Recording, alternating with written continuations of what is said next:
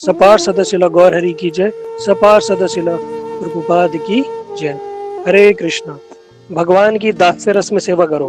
भगवान को मालिक समझ के, अपने आप को दास समझ के हमेशा ठाकुर जी की सेवा करो। ठीक है। जब हमारा स्वरूप सिद्धि ज्ञान हो जाएगा, जिसे बोला जाता है स्वरूप सिद्धि। स्वरूप मतलब हमारा क्या स्वरूप है, और सिद्धि मतलब जो हम भक्ति कर रहे हैं हमारी सिद्ध हो जाएगी, तो हमें स्वरूप ज्ञान हो जाएगा। तो हमें पता चल जाएगा हम कृष्ण के सखा हैं, हम कृष्ण के दास हैं, हम कृष्ण के माता पिता के संबंध में हैं, या कृष्ण के हम गोपियां हैं जो वात्सल्य रस है, या फिर उनका मधुर रस है। ये धीरे धीरे हमें स्वरूप सिद्धि के बाद ही पता चलेगा। लेकिन तब तक हमें ये तो पता होना चाहिए हम किस भाव में ठाकुर जी की सेवा कर रहे हैं। तो बताया गया सबसे पहले शांत रस।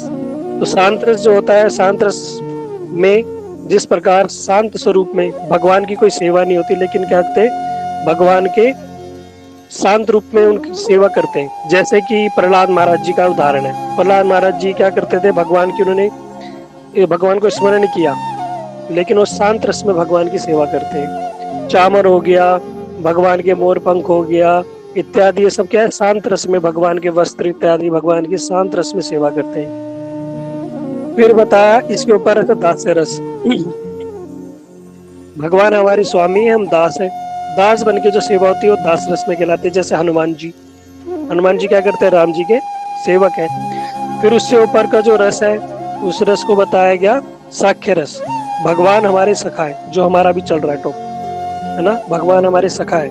मधुमंगल, सुदाम, श्रीदाम, सुदामा, अर्जुन, ये सब क्या है, भगवान के सखा है। इन लोगों ने भगवान को मित्र बना के भगवान की सेवा की। इससे ऊपर आता है वात्सल्य रस।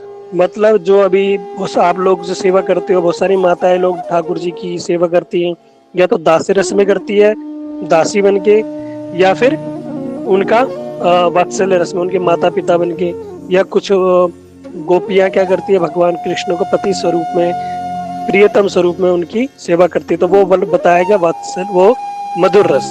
तो ये 5 रस हो गए। तो अभी जो हम जिस रस की चर्चा कर रहे हैं वो है साख्य रस। तो आज हम साख्य रस के जो आचार्य है वो है अर्जुन। अब अर्जुन क्यों है, कोई बता सकता है? सखा तो भगवान के बहुत सारे थे, लेकिन भगवान ने अर्जुन को ही क्यों साख्य रस का जो आचार्य नियुक्त किया? हम करेंगे ना, सर्वणम कीर्तनम विष्णु स्मरणम पाद सेवनम अर्चनम वंदनम दास्य साख्य आत्मनिवेदनम। 9 प्रकार की जो भक्ति बताई है, 9 प्रकार की भक्ति में अर्जुन का नाम आता है साख्य भक्ति में। इस साख्य भक्ति करके अर्जुन ने भगवान कृष्ण की प्राप्ति की, है ना। तो उनका क्यों आचार्य ऐसा क्यों नाम आता, कोई बता सकता है कि अर्जुन का ही क्यों नाम आता है? सखा तो भगवान के एक एक से थे। हाँ जी, मोनिका जी। हाँ जी प्रभु जी, प्रणाम। प्रभु, क्योंकि अर्जुन ने बिल्कुल उनको सरेंडर कर दिया था, और उन्होंने बोला था कि जैसे आप अब जो कहेंगे मैं वही मानूंगा। और दूसरा कि वो उनसे बिल्कुल ईर्ष्या नहीं करते थे भगवान से। Very good point. ठीक है, और कोई बता सकता है? संभवी त्रिपाठी। हरे कृष्णा प्रभु जी, दंडवत प्रणाम। हरे कृष्णा। क्योंकि अर्जुन क्या कहते हैं, बैटल फील्ड में थे, कुरुक्षेत्र के मैदान में थे, जंग लड़ रहे थे। तो वो एक क्षत्रिय थे, पहली बात। और दूसरी बात कि वो बहुत कंफ्यूज थे कि उनको क्या करना चाहिए। वो बहुत माया मोह से ग्रसित थे, तो उनका निवारण करने के लिए मतलब ये सब हुआ, मतलब। और बाद में उन्होंने सरेंडरेंस कर दिया कृष्णा जी को। ठीक है, गुड पॉइंट। हाँ, अभी बहुत सारे लोग होंगे, इसलिए मैं कथा का प्रारंभ करते हैं। ठीक है, आप सभी लोगों ने, हो सकता है बहुत सारे भक्त है बोलना चाह रहे हैं। पहला जो बोलता है तो उसके बाद बहुत सारे लोग आ जाते हैं, इसलिए कोशिश करा करो रैंडमली पहली बारी में बोलने के लिए। ठीक है, हो सकता है आप सब लोग मुझसे सुनना अब क्या है, हो सकता है आपका आंसर करेक्ट हो। और इन जो भी बताया संभवित त्रिपाठी और मोनिका जी ने बिल्कुल करेक्ट बताया।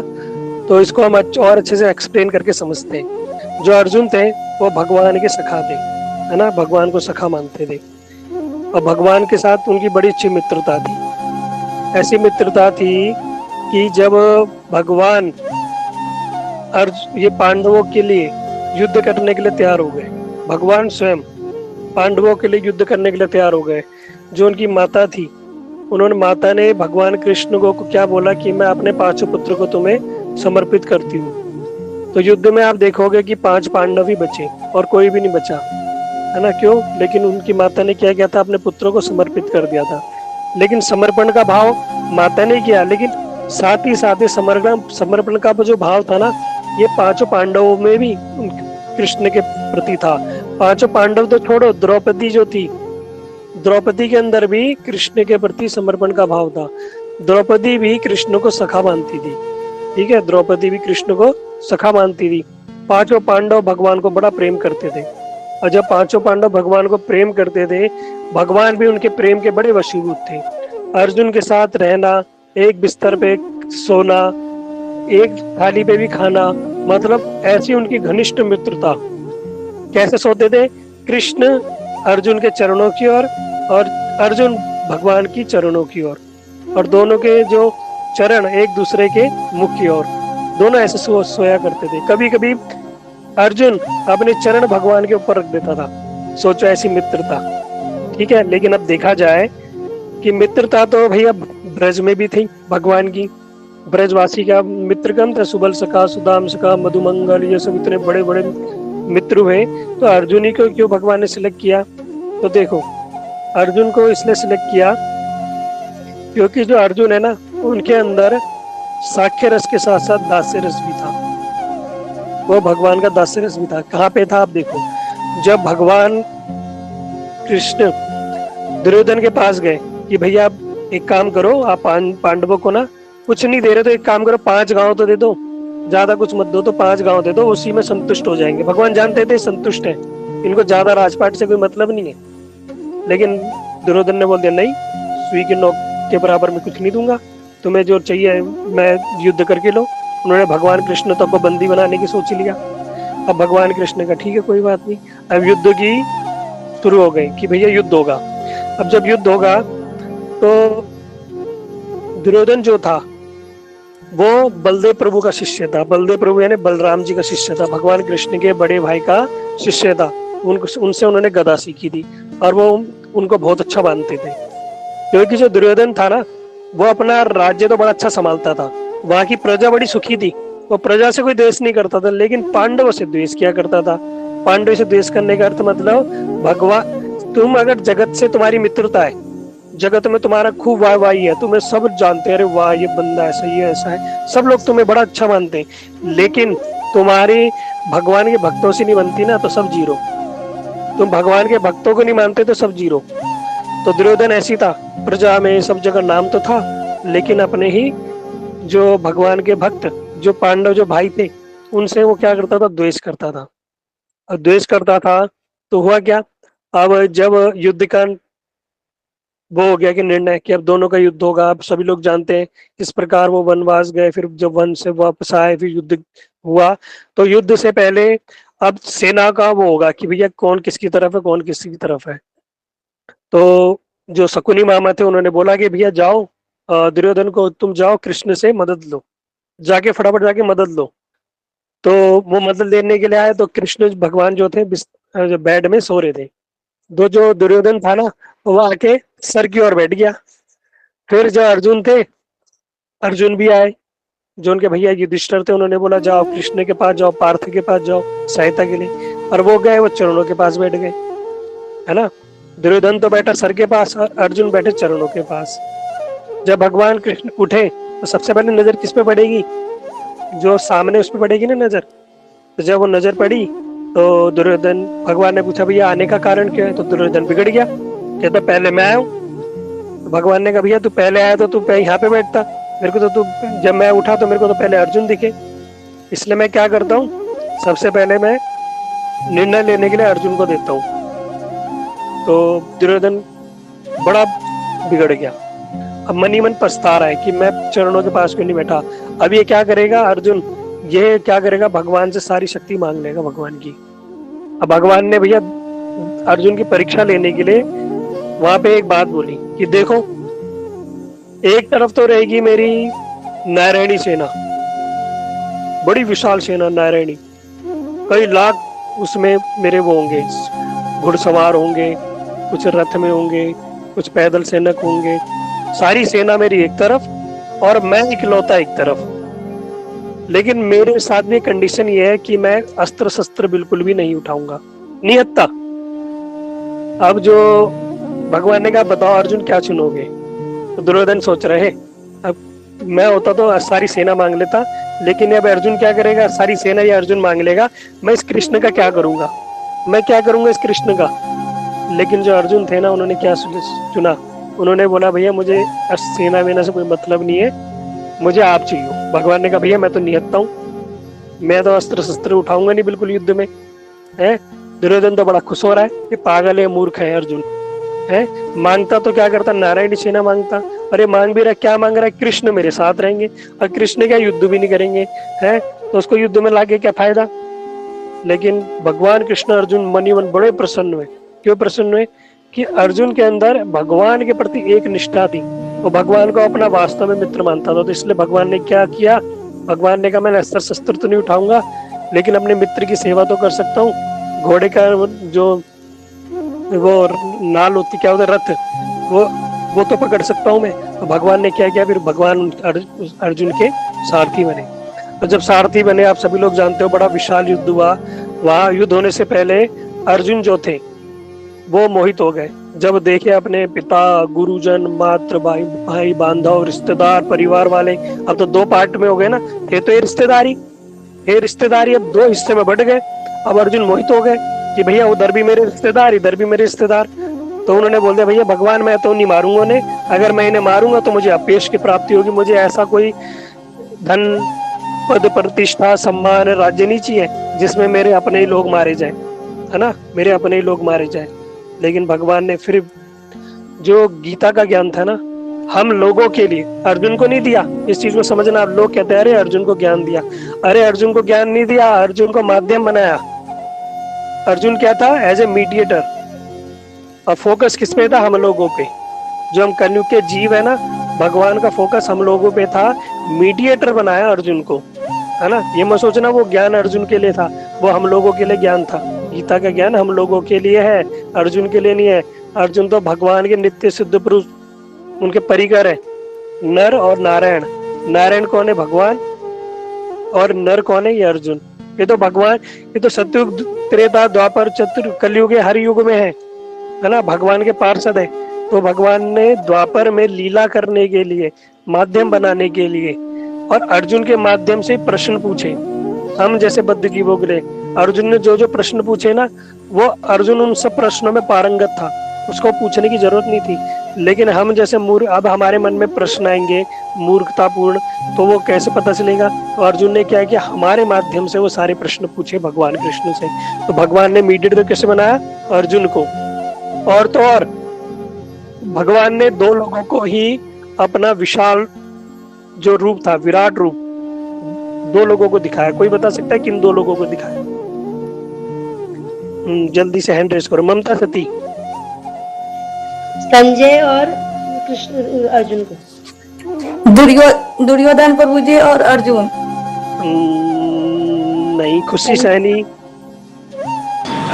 हरे कृष्णा प्रभु जी, उन्होंने एक तो अर्जुन को दिखाया था, और एक जो बाल वृक्ष थे, शायद मेरे को नाम उनका ध्यान नहीं, जिनको पहाड़, जिनका सर जब कृष्ण जी ने मांगा था। ठीक है, और कोई?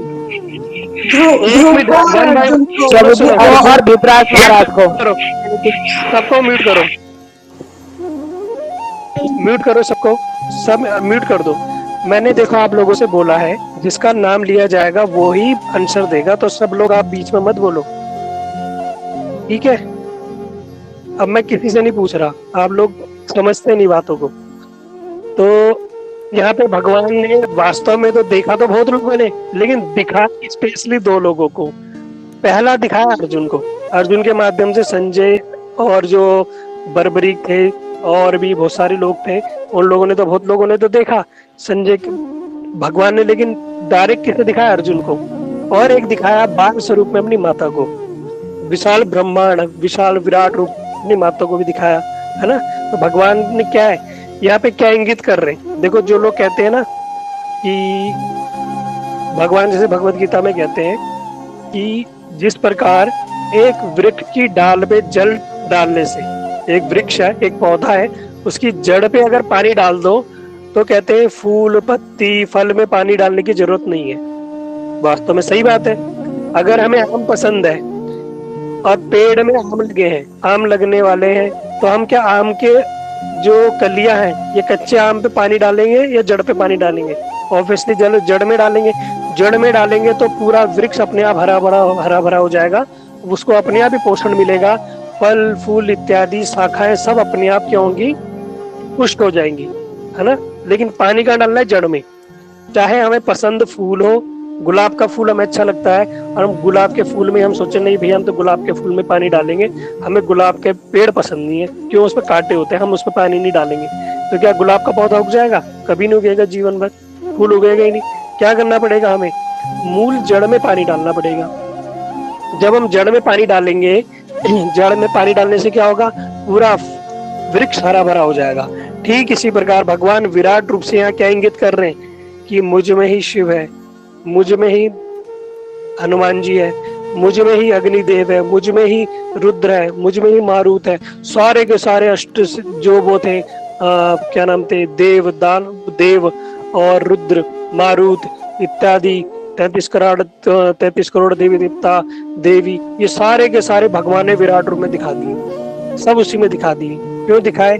इसका कहने का अर्थ क्या था, वो जानते थे कि कलयुग में जीव क्या करेंगे, वो भटक जाएंगे, वो नहीं जानेंगे कि वास्तव में भगवान कौन है। तो भगवान ने क्या बोला, वहां पे विराट रूप इसलिए दिखाया कि अर्जुन का मोह तोड़ने के लिए नहीं दिखाया, हम लोगों का मोह तोड़ने के लिए दिखाया कि अगर आप एकमात्र भगवान कृष्ण की शरण में चले जाते हो तो क्या होगा, अन्य देवी देवताओं की शरण में जाने की आपकी आवश्यकता नहीं है।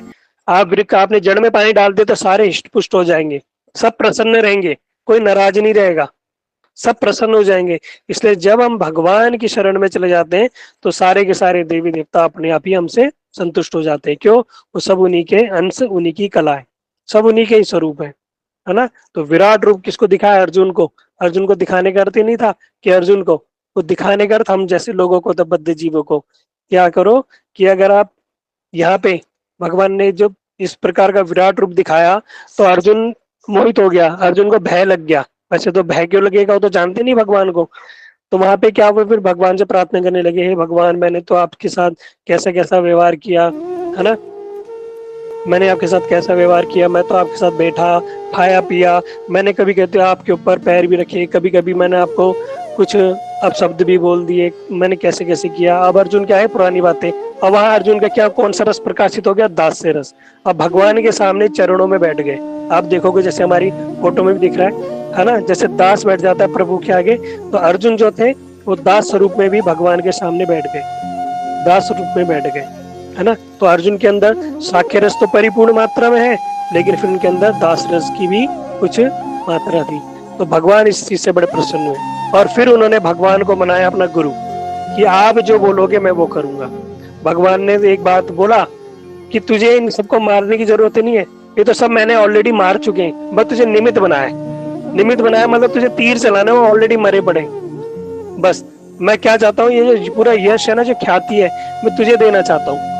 वास्तव में भगवान अर्जुन को क्या देना चाहते थे? एक सम्मान देना चाहिए, एक पद प्रतिष्ठा देना चाहते थे, है ना। भगवान का भक्त है ना, भगवान चाहते हैं भक्त मेरे क्या रहे, उनकी महिमा का गुणगान हो, और उसी प्रकार जो भक्त चाहते हैं कि मेरे भगवान की महिमा का गुणगान हो। ये दोनों क्या करते हैं, एक दूसरे की महिमा का गुणगान प्रकाशित करते रहते हैं। इसलिए जो अर्जुन जो थे उन्होंने विराट रूप का दर्शन किया और भगवान ने उनको जो दर्शन कराया और उन्होंने क्या किया, दास्य रस में फिर उनका एज ए गुरु मान के उनको फिर जो भगवान कृष्ण जो वाक्य गए अर्जुन ने उन सबको माना और उनके मन में जो प्रश्न थे हम लोगों के लिए, उन सब प्रश्नों को उन्होंने भगवान ने क्या किया, उनका निवारण किया। ठीक है, यहाँ पे अर्जुन की श्रेष्ठता बताई गई। दूसरा एक बात और कि जो भगवान थे ना, वो अर्जुन से इतना प्रेम करते थे कि बताया, भगवान कृष्ण की जो बहन, छोटी बहन जिनका नाम है सुभद्रा, है ना, आप सब लोग जानते होंगे सुभद्रा। भगवान कृष्ण ने देखा कि मेरी छोटी बहन है ना, मैं बड़ा प्रेम करता हूँ, तो मैं चाहता हूँ इसका विवाह किसी ऐसे व्यक्ति से हो जो मेरा खास हो, है ना। तो भगवान कृष्ण ने क्या किया, उसका विवाह किससे कराया? अपनी बहन से। लेकिन जो उनके बड़े भाई थे बलदेव प्रभु, बलराम जी, वो कभी नहीं चाहते थे, वो कभी नहीं चाहते थे कि सुभद्रा का विवाह किसी और से हो। वो चाहते थे उसका विवाह दुर्योधन से हो। वो दुर्योधन को बड़ा अच्छा मानते, जिसका विवाह होगा दुर्योधन से होगा। और उन्होंने बोल भी दिया था एक बार कि मैं अपनी छोटी बहन का विवाह दुर्योधन से करूंगा। अब जब भगवान ने अर्जुन को मन की बात जानी कि जो अर्जुन है वो भी सुभद्रा जी को चाहते हैं, अब कैसे विवाह हो, तो भगवान ने कहा ठीक है, तुम एक काम करो, तुम एक सन्यासी का रूप लेके आना और मैं तुम्हारी सेवा में अपनी छोटी बहन को लगा दूंगा, फिर तुम क्या करना, उसको लेके भाग जाना। अर्जुन ने कहा अरे ऐसे कैसे भाग जाना, मैं तो सामने में आऊंगा, रिश्ता लेके आऊंगा, प्रस्ताव लेके आऊंगा, पूरा बारात उरात लेके आऊंगा, ऐसे करके ले जाऊंगा। भगवान ने कहा नहीं, अरे यही तो बात है अर्जुन, कि तुम उनको सुभद्रा जी को ऐसे नहीं ले जा सकते, है ना। उसके लिए क्या करना पड़ेगा तुम्हें, अगर तुम ऐसे ले आए तो जो मेरे बड़े भाई ना दाऊ भैया बलदेव भाई, वो बिगड़ जाएंगे, वो तुम्हारा रिश्ता कभी नहीं होने देंगे। तो जो मैं कहता हूँ तुम वही करो। तो यहाँ पे क्या है, जो भगवान कहते हैं ना अर्जुन उसी का पालन करते हैं, चाहे भगवान ने जैसा बोल दिया, क्योंकि अर्जुन जानते हैं कि भगवान जो करेंगे ना वो हमारे भले के लिए करेंगे, और भगवान ने जो बोल दिया उसमें हमारा किसी न किसी प्रकार से कल्याण होगा। ठीक इसी प्रकार जो भगवत गीता में जो बताया गया ना, अगर हम उसे ठीक रूप से मानेंगे तो देखना हमारा कल्याण होगा। अर्जुन इस माध्यम से बता रहे, उनको भगवान पे इतना विश्वास था, और अर्जुन आए और सुभद्रा जी उनकी सेवा में लग गई। और जब सेवा में लग गई तो अर्जुन ने फिर वहां प्रकाशित किया कि मैं अर्जुन हूँ। वहां सुभद्रा भी उनसे प्रेम करने लग गई। भगवान कृष्ण ने कहा तब तुम यहाँ से जाओ, लेकिन हाँ उनको कुछ निर्देश दे दे कि तुम ऐसे ऐसे करके जाना। और जब वो वहां से भाग गए, भगवान कृष्ण ने क्या अपनी सेना को तब तक दूसरी जगह व्यस्त रखा। अब ये बात सारी जगह फैल गई कि जो सन्यासी बन के आया था अर्जुन, उसने क्या किया, सुभद्रा जी का अपहरण कर लिया। वो सुभद्रा जी का अपहरण करके लेके भाग गया। अब बहुत बड़ी सभा बैठ गई। सभा बैठती है, जब पहले कुछ होता है ना तो सभा बैठती है, ऐसे ही निर्णय नहीं लिया जाता कि चलो ऐसा कर दो, आक्रमण कर दो, करते नहीं, सभा बैठती है। वहाँ कृष्ण, दाऊ भैया, सारे बड़े बड़े लोग, सारे उनके मंत्री सब लोग बैठे थे। अब सभा बैठी, सभा में निर्णय हुआ कि भैया अर्जुन सुभद्रा जी को लेके भाग गया, उनका अपहरण कर दिया। अब क्या किया जाए, सब लोगों ने कहा भैया उसको तो बहरूपिया था, उसको तो बड़ा मजा चखाना पड़ेगा, उसका हम वध कर देंगे। तो सब कुछ ना कुछ बोल रहे, लेकिन दाऊ भैया ने देखा सब तो कुछ ना कुछ बोल रहे, कृष्ण शांत बैठे हुए। अरे उनकी बहन नहीं थी क्या वो, है ये तो उनकी भी बहन है, अरे शांत बैठे हुए और कुछ बोल नहीं रहे। तो दाऊ भैया ने कहा भैया सब शांत हो जाओ, पहले कन्हैया से पूछते कन्हैया क्या कहता है। तो पूछा कन्हैया, सारे के सारे लोग कुछ ना कुछ बोल रहे हैं, तुम शांत हो, ऐसा क्यों? तो कृष्ण ने कहा देखो किसने देखा कि वो अर्जुन उनका अपहरण करके ले गया। तो बहुत सारे लोगों को मैंने देखा अर्जुन और वो सुभद्रा जी रथ में जा रहे थे। तो भगवान ने कहा अच्छा ये बताओ रथ कौन चला रहा था? तो लोगों ने फिर ध्यान से सोचा, बताया कि जो रथ जो था वो तो सुभद्रा जी चला रही थी, रथ तो सुभद्रा जी चला रही थी। तो भगवान ने कहा, कृष्ण ने बलदेव भैया को, कि ये कैसा अपहरण हुआ? कह रहे अपहरण तो ये होता है कि कोई किसी स्त्री को उठा के ले जा रहा है, उसका मुंह बंद कर रखा है, उसका हाथ पकड़ के रथ चला के जबरदस्ती ले जा रहे हैं। और यहाँ तो देखने को क्या मिलता है, ये सारे लोग, सब लोगों ने यही देखा क्या सुभद्रा जी रथ चला रही थी? सबने कहा हाँ, हमने तो यही देखा कि सुभद्रा जी रथ चला रही थी और अर्जुन पीछे बैठे थे।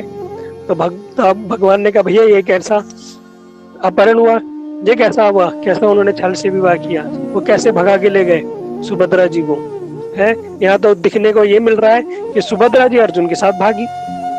तो बलदेव प्रभु समझ गए कि कृष्ण कुछ कहना चाह रहे हैं। तो कृष्ण ने कहा भैया कि जो अर्जुन है ना, जो सुभद्रा है वो भी अर्जुन को चाहती है, इसलिए वो उसके साथ उनकी इच्छा से भागी, है ना। इसे हम अपहरण का नाम नहीं दे सकते। और अगर अपहरण होता तो सबसे पहले मैं जाता और सबसे पहले मैं अर्जुन के विरुद्ध मैं खड़ा होता। भगवान है ना कौतुकी। फिर बलदेव जी समझ गए कि भैया जहाँ कृष्ण दाल गलाना चाहे ना, वहाँ उनकी दाल गली जाती है और किसी की दाल कभी गलती नहीं। फिर वहां पे बलदेव प्रभु ने कहा ठीक है भैया जैसी तुम्हारी इच्छा। फिर वहां जो विवाह हुआ, किसका विवाह हुआ? अर्जुन और सुभद्रा जी का विवाह हुआ। किसकी कृपा से? भगवान कृष्ण की कृपा से। तो सब जगह देखा जाए तो भगवान कृष्ण जो है ना, वो क्या करते हैं, अर्जुन का पक्ष लेते हैं। लेकिन अगर ब्रज में देखो जब भगवान कृष्ण ने वहां अपना विराट रूप दिखाया ना, तो अर्जुन हाथ जोड़ के बैठ गए। लेकिन ब्रज में जब कृष्ण बोलता है मैं नारायण हूँ, वो आगासुर का वध कर रहा है, बकासुर का वध, पूतना का वध कर दिया, कालिया नाग मर्दन कर दिया, बड़ी बड़ी लीलाएं कर दिया, आग पी लिया। लेकिन ब्रजवासी कहते हैं तू भगवान कुछ नहीं है, तू कुछ नहीं है। तेरे पिताजी नारायण की पूजा करते हैं, वो थोड़ी उनको शक्ति मिल गई है, तेरे अंदर तो कुछ भी नहीं है। और मत जब भगवान कृष्ण ने गिरिराज पर्वत उठाया 7 दिन तक, इतना बड़ा विशाल, जब उठाने के बाद अगले दिन वो मधुमंगल कहने लगा अरे मैं ब्राह्मण हूँ, मेरे ब्राह्मण के तेज से वो कृष्ण ने उठाया। कृष्ण की बस की है क्या? वहाँ मतलब सखा ऐसे है कि कृष्ण वहां जाके भी बोले ना मैं भगवान हूँ, तो ब्रजवासी मानते नहीं है कि ये भगवान है।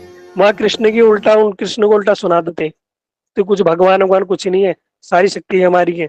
हमने इस गिरिराज के नीचे लठियां लगाई थी, तेरे हाथ तू क्या सोच रहा है, तूने उंगली एक उंगली पे खड़ा कर लेगा तू गिरिराज, इतना बड़ा हो गया तू है। वो तो हमने पीछे डंडे लगा रखे थे, सारा क्रेडिट तू ले।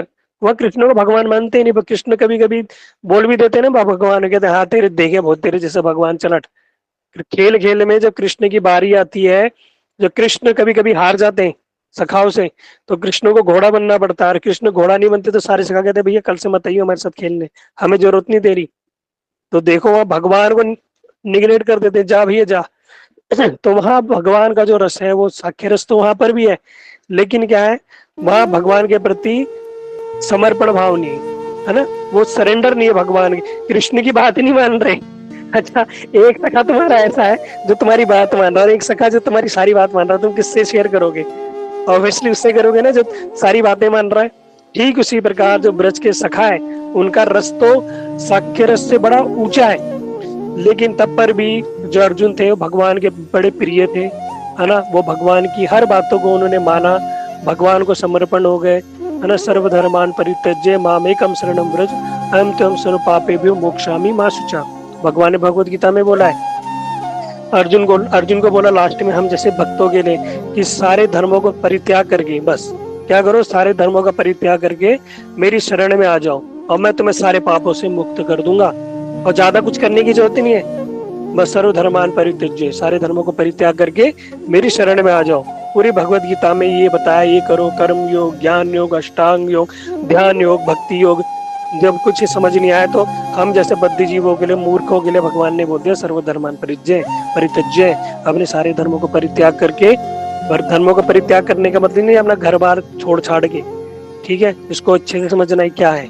कोई साधु संत भक्त ये नहीं कहते अपना परिवार की जिम्मेदारी छोड़ दो, घर बार छोड़ दो, नौकरी छोड़ दो, ये सब नहीं।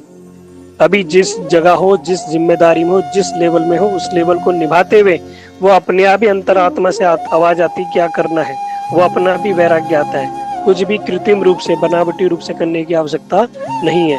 भगवान को बस मानसिक रूप से शरणागत हो जाओ और भगवान से प्रार्थना करो, तो देखना भगवान अवश्य ही कृपा करेंगे। तो इस प्रकार हमारा जो भाव होना चाहिए भगवान के प्रति। आप लोगों ने एक छोटी सी कथा सुनो, 5 मिनट टाइम हो गया है, 9:56, 4 मिनट में मैं शेष कर दूंगा। बड़ी सुंदर कथा है, आप लोगों को बड़ी प्यारी लगेगी। गोवर्धन में मुझे याद आ गई, गोवर्धन में ना माधवेंद्रपुरी थे, तो उन्होंने गोपाल जी के विग्रह मिले उन्हें। तो जो गोपाल जी के विग्रह मिले तो उन्होंने क्या किया, उन विग्रहों को ना एक विठल नाथ जी थे वहाँ के पुष्टि मार्ग के, तो उनको सेवा करने के लिए दे दिया। वो वैष्णव थे तो सेवा करते थे। तो जो विठल नाथ जी थे उनके एक सेवक थे, उनका नाम था गोविंद स्वामी, शायद आप लोगों ने सुना हो। गोवर्धन में गोविंद स्वामी, जो गोविंद स्वामी थे वो छोटे बालक थे और वो विठल नाथ जी के सेवक थे, उनकी मतलब उनके शिष्य थे। अब वो क्या करते थे, लेकिन उनका जो भाव था ना वो कृष्ण के प्रति क्या भाव था, सखा भाव। वो कृष्ण को सखा मानते थे। कृष्ण स्वयं जो गोपाल थे स्वयं रोज खेलने जाया करते थे उनके साथ। किनके साथ? ये गोपाल के साथ, गोविंद स्वामी के साथ। गोपाल और गोविंद स्वामी प्रतिदिन खेलने जाया करते थे। कभी घोड़ा बन रहे हैं, कभी कुछ कर रहे हैं। एक बार क्या हुआ, एक कुछ खेल खेल रहे थे। अब खेल खेलते खेलते छुपन छुपाई टाइप का कुछ खेल खेल रहे थे, तो हुआ क्या, उन्होंने उसको ढूंढ लिया या घोड़ा बनना पड़ा, तो गोविंद जो स्वामी थे घोड़ा बन गए। अब जब कृष्ण की भी बारी आई तो कृष्ण क्या करते, कृष्ण बड़े चतुर हैं। ये जो आप लोगों ने देखा होगा, ये जो हम बच्चे थे ना बचपन में, क्रिकेट जब खेलते थे तो क्रिकेट बॉलिंग करना किसी को पसंद नहीं, फील्डिंग करना किसी को पसंद नहीं, बैटिंग करना सबको पसंद है। लेकिन अपनी बैटिंग करते ही और क्या करते थे, भाग जाते थे, फील्डिंग नहीं करते थे, है ना। तो ये कहाँ से आया हमारे अंदर अवगुण? कहते भगवान की देन है। भगवान भी ऐसी करते थे, अपनी बारी तो ले लेते थे, पहले कहते थे नहीं मैं खेलूंगा, हर खेल में पहले छुपूंगा मैं, घोड़े के ऊपर बैठने वाला बनूंगा मैं, क्रिकेट में मैं रहूंगा, गेंद में मैं, सब जगह पहले रहूंगा, लेकिन अपनी बारी में आने पे भाग जाते थे। अब हुआ यही, गोविंद स्वामी बड़े परेशान थे इनसे कि अपनी बारी जब आई तो कृष्ण भाग जाते थे। कृष्ण क्या करते, सीधा मंदिर में जाके बैठ जाए। अब एक दिन क्या हुआ, गोविंद स्वामी को बड़ा गुस्सा आया, खेल खेल में इन्होंने गोविंद स्वामी के ऊपर घोड़ा तो बन गए। अब जब कृष्ण का घोड़ा बनने का नंबर आया तो कृष्ण भाग के मंदिर में खड़े हो गए है। मंदिर में अब जो विठल नाथ जी थे जो आरती कर रहे हैं उनकी, अब जो गोविंद स्वामी डंडा लेके आ गए मंदिर के बाहर, कहते कृष्ण को कहते हैं गाली देके, तुझे बताऊंगा, तू अब आइयो खेलने, हैं तू रोज अपनी बारी लेके चले जाता है, आज तुझे मैं देखता हूँ तू कैसे सोता है, तू आ खेलने, तेरा मैं डंडे डंडे ना मारूं, तू देखो। बड़े क्रोध करने लगे। उधर जो ठाकुर जी थे, जो उनके पुजारी थे, वो आरती कर रहे भगवान की, और भगवान कहाँ पर है, भगवान कहाँ पर है। तो पुजारी जी बड़े आश्चर्य में, ये भगवान कांप क्यों रहे। तो उन्होंने, पुजारी ने, देखो अभी कोई छोटे ऐसे तो साधारण पुजारी थे नहीं, जिनका शिष्य जो भगवान के साथ खेल रहा है, उनके गुरु कैसे होंगे। गुरु ने पूछा भगवान को, गोपाल जी को, कि तुम क्यों कांप क्यों रहे हो। कह रहे जो तुम्हारा शिष्य है ना गोविंद, वो मुझे मारेगा। कहते क्यों। कह रहे ऐसे खेल खेल में मैं अपनी बारी तो, मैंने उसकी बारी तो आ गई, लेकिन मैं अपनी बारी में भाग गया। तो उन्होंने कहा भैया ऐसा क्यों किया। कहते तुमने घंटी बजा दी थी, अब मेरे को आरती के लिए खड़ा भी होना था। तो उन्होंने कहा भैया तुम आरती और बाद में, तुम जाओ पहले अपनी बारी देख आओ। तो भगवान अपनी बारी देने के लिए, घोड़ा बनने के लिए अपना सेवा छोड़ के कहाँ गए, गोविंद जो स्वामी इसका घोड़ा बनने के लिए आए। नहीं तो क्या करेगा, मुझे डंडे डंडे से मारेगा। ये क्यों ऐसा भाव, क्या भगवान को भी डंडे से मार सकता है क्या। अरे अखंड पूरे ब्रह्मांड को तहस नहस कर दे भगवान, लेकिन नहीं, सखा है ना, सखा के सामने भैया भगवान साक्ष्य रस में भगवान क्या करते हैं, वशीभूत हो जाते हैं। भगवान भक्त के वशीभूत हो जाते हैं। जैसा भगवान भक्त चाहेगा ना, भगवान को वैसा करना पड़ेगा। इसी को बोला जाता है भक्ति। भक्ति करती यही है कि जब हम अपनी भक्ति से भगवान को वशीभूत कर ले तो वो भक्ति कहलाती है। ठीक है, तो समय हो चुका है, और इसलिए ये सब हमारे साथ भी हो सकता है। ऐसा नहीं कि हमारे साथ नहीं हो सकता, हमारे साथ भी ऐसा हो सकता है। भगवान भी हमारे साथ ऐसे ही अरदान प्रदान करेंगे, ऐसे ही भाव का हमारे साथ भगवान के साथ सब हो सकता है। जब ऐसे ऐसे लोग सब लोगों के साथ हुआ तो हमारे साथ भी हो सकता है, हम में से किसी के साथ भी हो सकता है भगवान का। लेकिन कब होगा, जब हम भक्ति के अंगों का पालन करेंगे। जैसे गाने सीखने के लिए क्या करना पड़ेगा, जब कोई म्यूजिक सीखता है तो उसको वो करना पड़ता है ना, क्या बोलते हैं, सा रे गा मा पा धा नी सा, उसका सुरों का ज्ञान लेना पड़ता है। ठीक इसी प्रकार भगवान की भक्ति करने के लिए नवदा भक्ति का ज्ञान लेना पड़ेगा। इसलिए हम बार बार मैं ये नवदा भक्ति पे बड़ा जोर दे रहा हूँ। ये चीज जब तक नहीं आएगी, हमें भक्ति तो वो दूर की बात है। हम सोचेंगे बड़ी बड़ी कथाएं ग्रंथ सीख लेंगे, कर लेंगे, तो भैया भक्ति तुमसे बहुत दूर है। अभी नहीं, अभी पहले ये चीज सीखो, ये बेसिक है, स्टार्टिंग है, इस चीज में फोकस करो। इसलिए नवदा भक्ति जो भगवान की 9 प्रकार से भक्ति की जाती है, इसमें फोकस करो, इसको अच्छे से समझो, इसको करने का प्रयास करो, भगवान से संबंध बनाओ, प्रतिदिन भगवान की प्रेम पूर्वक सेवा करो। और भगवान अवश्य ही तुम्हें दर्शन ना दे या कोई अनुभूति ना दे तो फिर मुझे बोलना प्रभु जी हमें अनुभूति नहीं दी। गारंटी है इस बात का, पूरी गारंटी लेते हैं हम तो। ठीक है, क्योंकि भगवान अपने भक्तों को जरूर अनुभूति देते हैं।